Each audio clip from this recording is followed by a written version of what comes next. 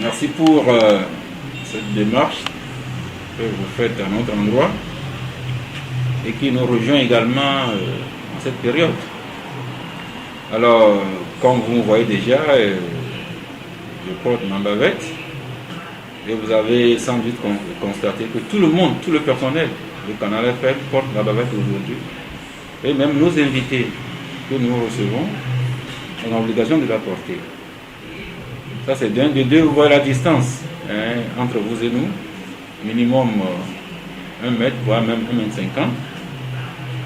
Et vous avez également constaté, quand vous montiez, nous avons mis en place un dispositif de lavage de mains avec des détergents et de l'eau.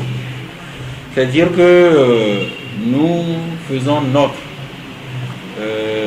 toute la sensibilisation sur les gestes barrières, à savoir encore une fois se laver régulièrement les mains, porter la bavette, observer la distance minimale avec quiconque, et si on est pris par une quinte de toux ou d'éternuement, on le fait dans le creux du bras, au coude, toute proportion qui concourt à limiter, sinon empêcher la contamination dans ce fameux virus.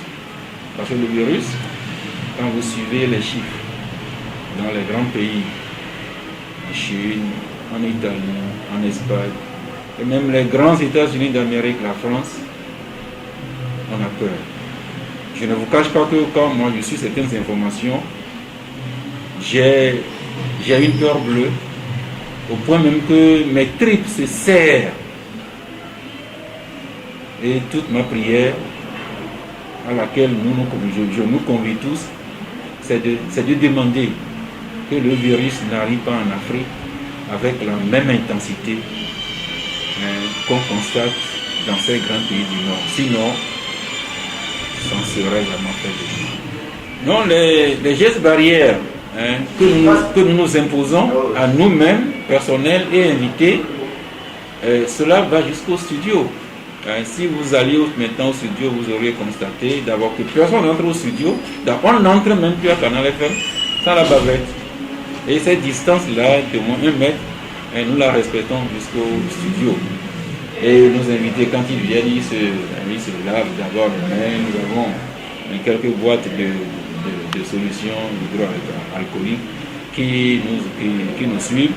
Et nous sommes heureux que certains invités emportent sur eux.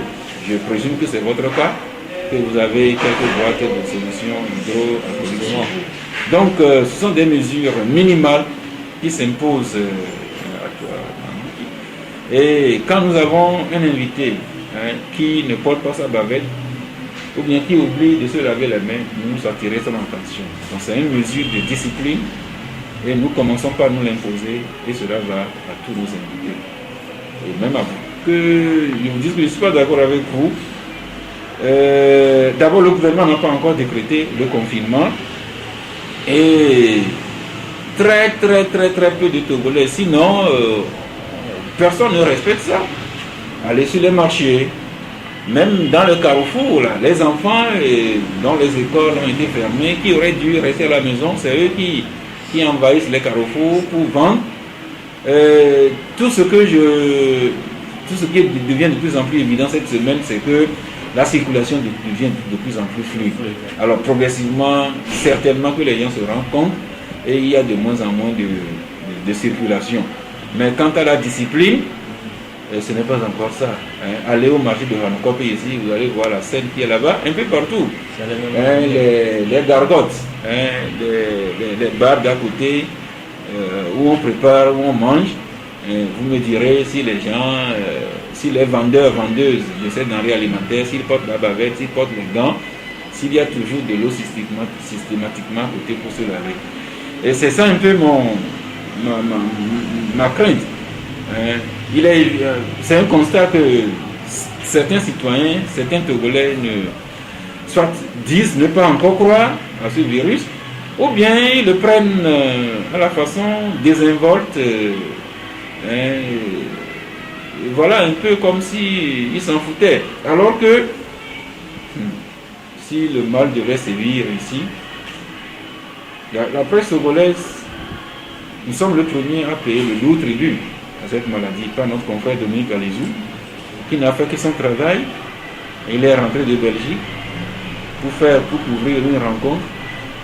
Malheureusement, il a piqué le virus là-bas et avec ses antécédents de santé, il en est mort. Alors, combien de Dominique Alizou voulons-nous ici avant de nous rendre compte que le danger, il est réel. Donc, c'est à cela que nous devons nous atteler le plus, accentuer la sensibilisation.